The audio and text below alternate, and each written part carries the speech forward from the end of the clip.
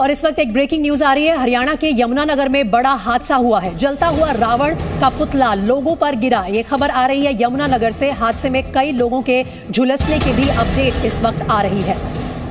हरियाणा के यमुनानगर में बड़ा हादसा, जलता हुआ रावण का पुतला लोगों पर गिरा और इस हादसे में कई लोगों के झुलसने की खबर।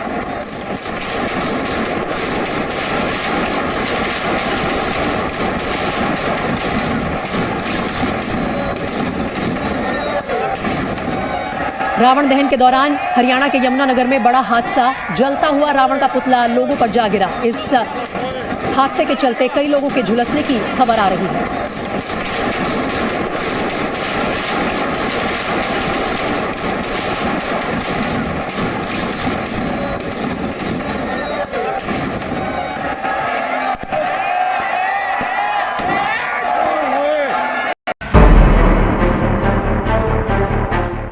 दुनिया की नजरों से दूर भारतीय नौसेना का विमान एक छोटे से देश पहुंच गया। समंदर के बीच मौजूद ये देश इतना छोटा है कि दुनिया के नक्शे पर आसानी से दिखता भी नहीं है, लेकिन यही देश चीन को घेरने के लिए भारत के लिए सबसे बड़ा हथियार बन सकता है। ये देश है सेशल्स।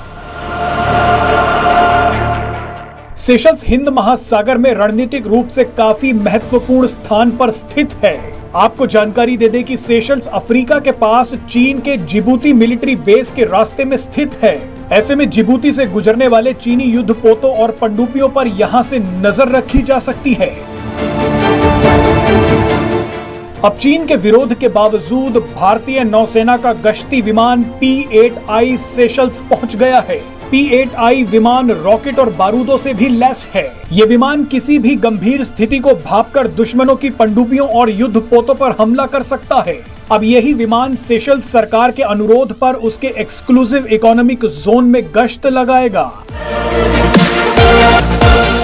आपको बता दें कि भारत और सेशल्स के बीच रक्षा संबंध बहुत पुराने हैं। यही कारण है कि सेशल्स ने बिना किसी हिचक के चीनी आक्रामकता के खिलाफ सुरक्षा के लिए भारत की मदद ली है। चीन को घेरने के लिए सेशल्स भारत के लिए कितना जरूरी है, उसका अंदाजा आप इसी बात से लगा सकते हैं कि कोरोना काल में भारत ने हिंद महासागर के इस छोटे से देश को कोविड वैक्सीन की बड़ी खेप उपहार में दी थी। इसके अलावा हाल ही में भारत ने सेशल्स में कई विकास परियोजनाओं को पूरा किया है। इस इलाके से वैश्विक समुद्री व्यापार का काफी बड़ा हिस्सा गुजरता है। 90 के दशक में चीन ने हिंद महासागर में अपने पैर पसारने शुरू किए थे, ये कहकर कि Indian ocean is not India's ocean. चीन ने मालदीव में अपनी पैठ बनाई, मॉरिशस में अपनी नौसेना के अड्डे बनाने की कोशिश की, श्रीलंका में अपना बंदरगाह बनाया।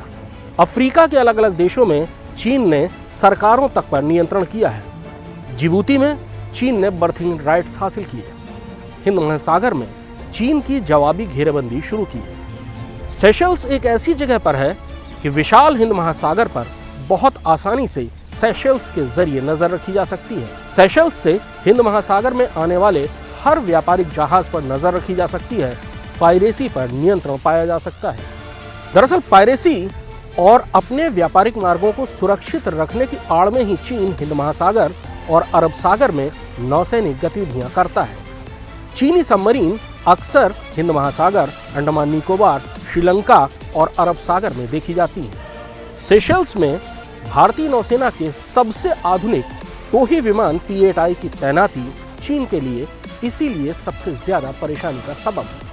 P-8I लंबी दूरी तक निगरानी कर सकता है, टोह ले सकता है और सबमरीन को तबाह कर सकता है। P-8I के जरिए दुश्मन के जंगी जहाज को भी डुबोया जा सकता है।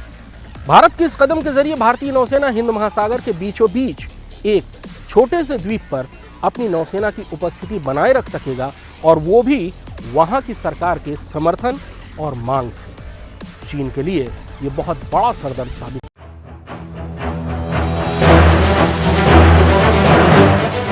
ईरान के एक विमान में बम मिलने की खबर के बाद हड़कंप मच गया। ये विमान भारतीय वायु क्षेत्र में था। बताया जा रहा है कि भारत ने विमान को दिल्ली में उतरने की अनुमति नहीं दी। सूचना मिलने के साथ ही भारतीय वायुसेना भी अलर्ट पर आ गई। वायुसेना ने पंजाब और जोधपुर एयरबेस से 2 सुखोई विमान इस फ्लाइट के पीछे लगा दिए। जानकारी के मुताबिक तेहरान से चीन के ग्वांगजू जा रहे महान एयर के विमान ने दिल्ली एयरपोर्ट एटीसी से बात की थी। जैसे ही विमान के पायलट को बम धमकी वाली कॉल मिली, उसके बाद उसने दिल्ली एटीसी से संपर्क किया था।